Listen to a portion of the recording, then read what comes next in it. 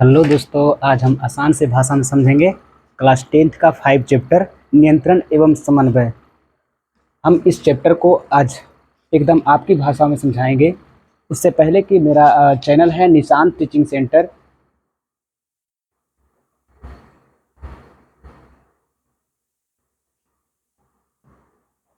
इसको आप लोग ज़रूर सब्सक्राइब कीजिए और शेयर भी कीजिए।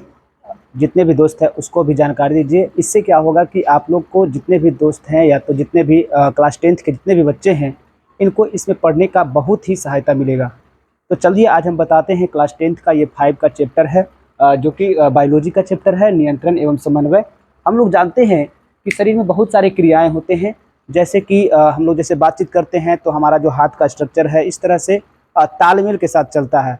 तो इस तरह से जब तालमेल के साथ कोई भी क्रिया होती है उसको हम कहते हैं समन्वय कहते हैं। और नियंत्रण जो होता है हमारे ब्रेन करता है, हमारे मस्तिष्क करता है ना। तो हमारे मस्तिष्क जब नियंत्रण करता है तो तालमेल के साथ करता है। इसलिए इस पूरे एक टॉपिक्स का जो नाम पड़ा नियंत्रण एवं समन्वय। तो इस चैप्टर में हम लोग पढ़ेंगे मस्तिष्क के बारे में, इस चैप्टर में हम लोग पढ़ेंगे हार्मोन के बारे में, और भी बहुत सारे कुछ इस चैप्टर में पढ़ेंगे, है ना। सबसे पहले देखिए होता क्या है कि हमारे वातावरण के बाहरी, हमारे शरीर के जो बाहरी वातावरण है, इस वातावरण में जब भी कुछ अचानक से सडनली कुछ घटना घटती है तो हमारे शरीर एकाएक चकाचौंध हो जाते हैं या तो एकाएक हट जाते हैं।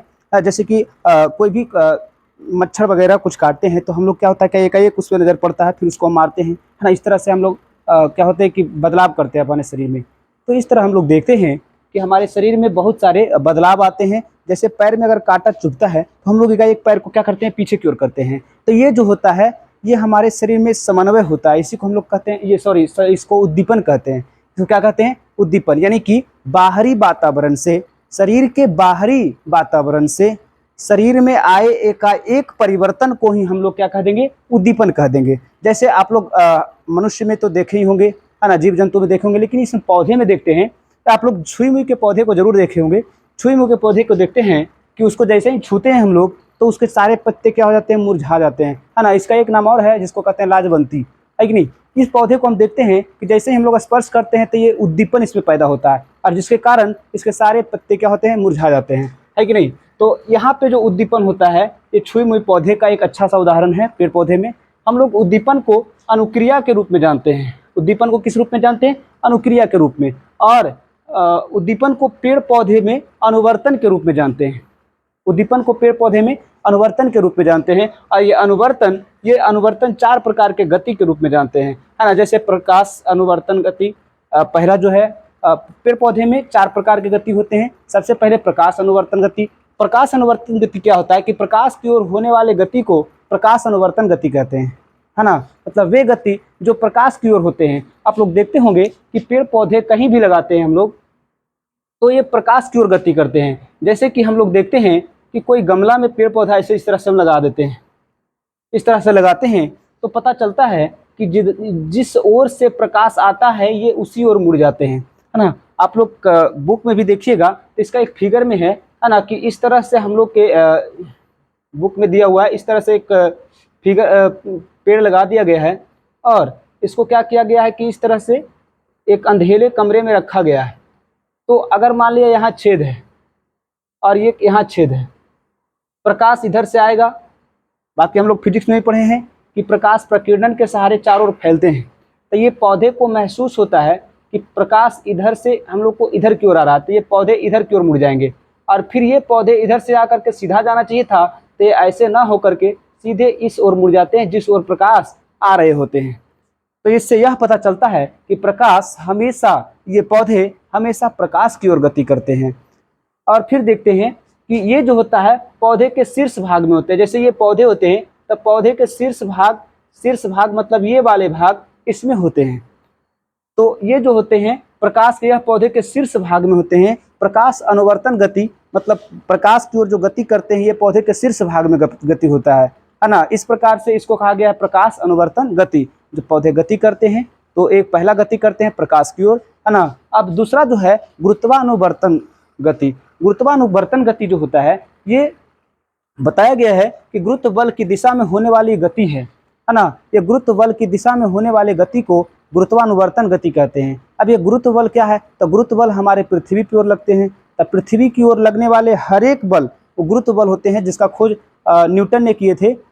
न्यूटन के सबसे पहले उनके पास एक सेब गिरा, तो उन्होंने न्यूटन ये जो है गुरुत्व बल का, गुरुत्वाकर्षण बल का खोज कर दिया।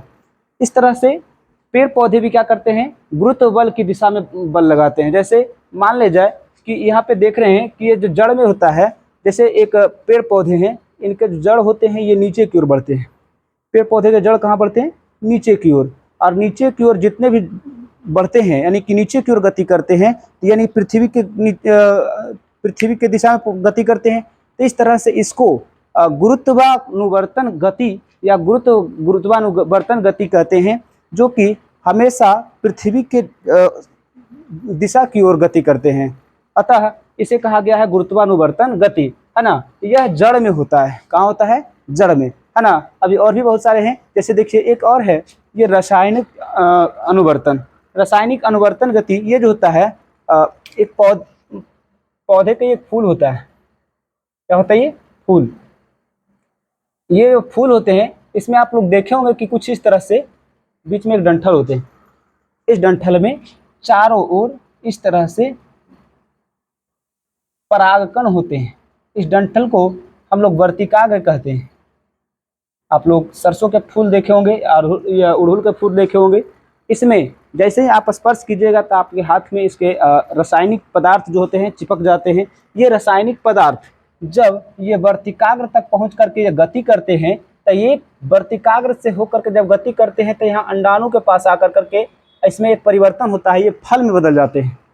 तो इस प्रकार के गति को हम लोग रासायनिक अनुवर्तन गति कहते हैं। ये यहाँ पे देखिए बताया गया है कि पराग कण को वर्तिकाग्र में पहुंचकर जो गति होता है उसे रासायनिक अनुवर्तन गति कहते हैं। इसमें क्या होता है, इसमें फूल फल में बदल जाते हैं। इस प्रकार जो होते हैं ये रासायनिक गति करते हैं पौधे, और इस गति को ही रासायनिक अनुवर्तन गति का नाम दिया गया है। फिर है अगला जलानुवर्तन गति, है ना। मतलब एक आप लोग ये भी देखे होंगे कि एक और इस तरह से सूखा हुआ है, एक और क्या है, सूखा हुआ भाग है ना।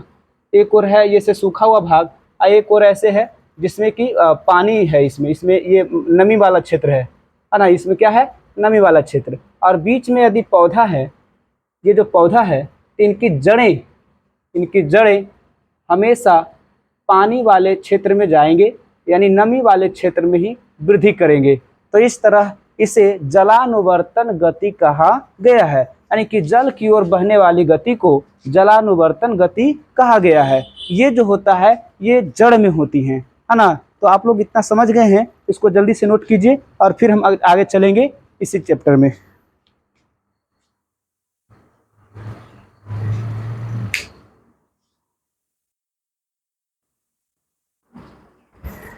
चलिए तो हम आगे चलते हैं। यहाँ तक ले आप वहाँ तक लिख लिए हैं आप लोग।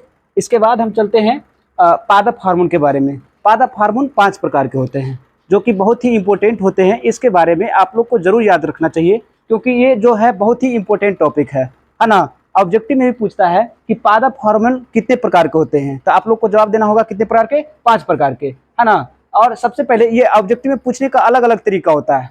बोलेगा निम्नलिखित में कौन पादप हार्मोन है, ऑक्सिन, जिबरेलिन, साइटोकाइनिन और एक दे देगा इंसुलिन। तो आप लोग क्या बताइएगा, इसमें इंसुलिन जो होगा ये पादप हार्मोन नहीं होगा, क्योंकि ये जो है ये मनुष्य में होने वाला एक हार्मोन है, जिनकी कमी से क्या होता है कि डायबिटीज या मधुमेह रोग होता है। तो आप लोग को इंसुलिन यहाँ सिलेक्ट करना होगा। पादप हार्मोन यही 5 प्रकार के होते हैं, जिसमें 3 प्रकार के आप लोग को पादप हार्मोन देगा और 1 प्रकार के कोई अदर से हार्मोन डाल देगा। और इससे आपको प्रश्न पूछेगा तो आप लोग उसको गौर से देखिएगा कि इनमें से कौन पादप हार्मोन है।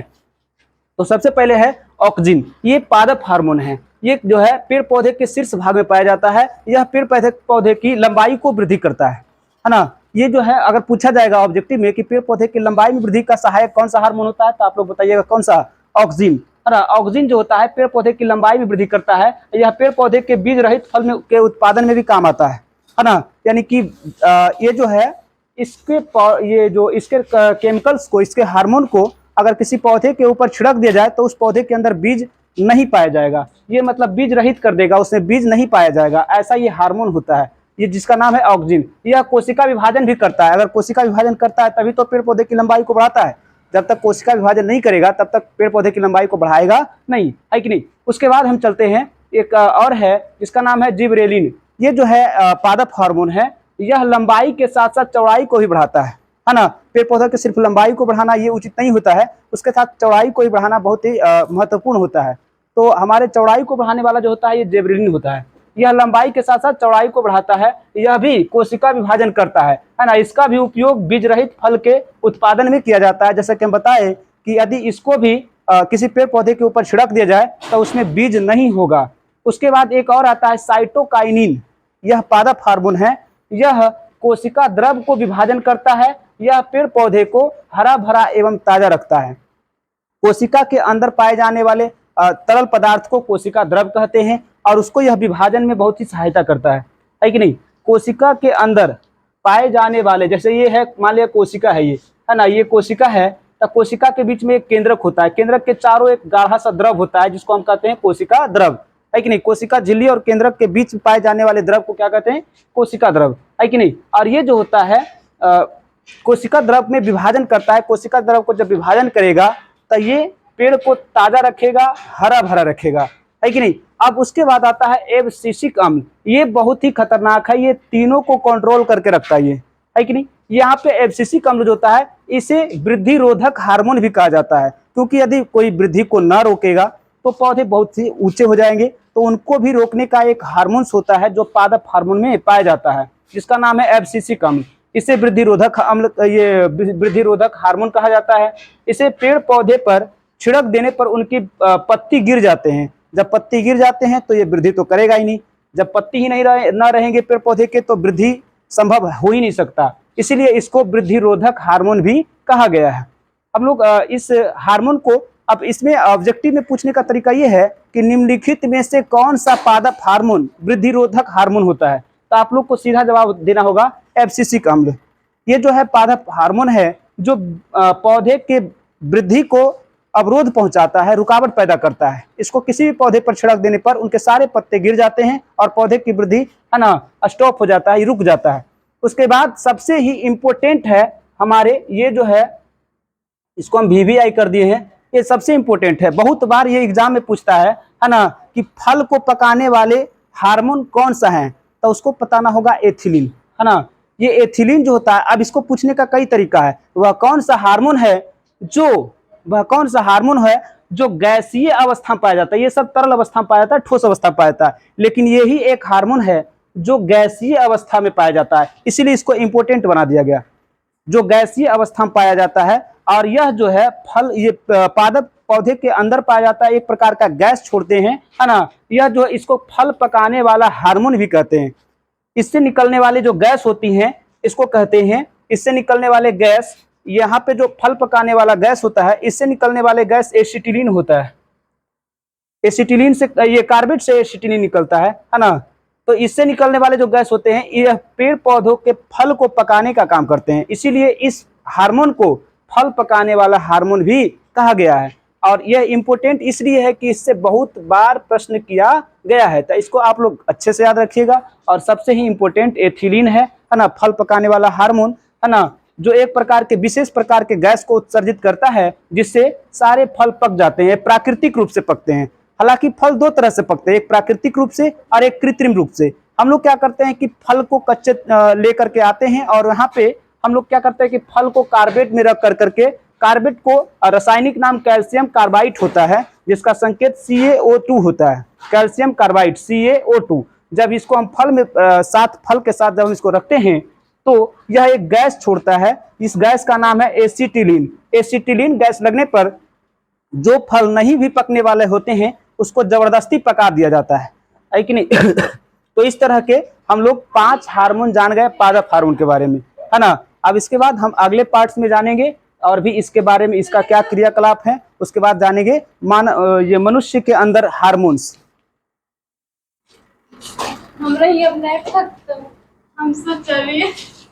इसको आप लोग जल्दी से नोट्स कर लीजिए।